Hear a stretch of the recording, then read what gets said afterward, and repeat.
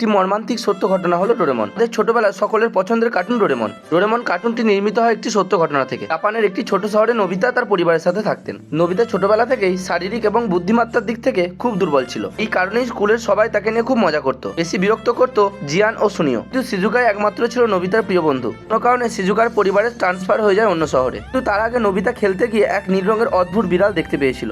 ওই বিড়ালটির নাম দিয়েছিল ডোরেমন। শিজুকা চলে যাওয়ার পর নোবিতা সেই বিড়ালটির সাথেই সময় কাটাতো। কিন্তু একদিন খেলতে বের হলে নোবিতা স্কুলের ছেলেরা নোবিতাকে নিয়ে খুব মজা করতে থাকে। শেষমেশ নোবিতার নীল বিড়ালটিকেও তারা মেরে ফেলে। এই আঘাত সহ্য করতে না পেরে নোবিতা প্রায় 6 বছরের মতো কোমায় চলে যায়। কোমায় থাকাকালীন নোবিতা স্বপ্ন দেখে যে শিজুকা ফিরে এসেছে এবং নোবিতার জন্য ফিউচার থেকে একটি রোবট পাঠিয়েছে, যার নাম ছিল ডোরেমন। এই রোবটটার সাহায্যে তার মনের সমস্ত ইচ্ছা পূরণ করতে পারবে। নোবিতা তখন আর দুর্বল ছিল না। কোমা থেকে জেগে নোবিতা যখন জানতে পারে এসব স্বপ্ন ছিল, তখন সে আরো ভেঙে পড়ে। বিশ্বাস করতে থাকে ডোরেমন সত্যি আছে।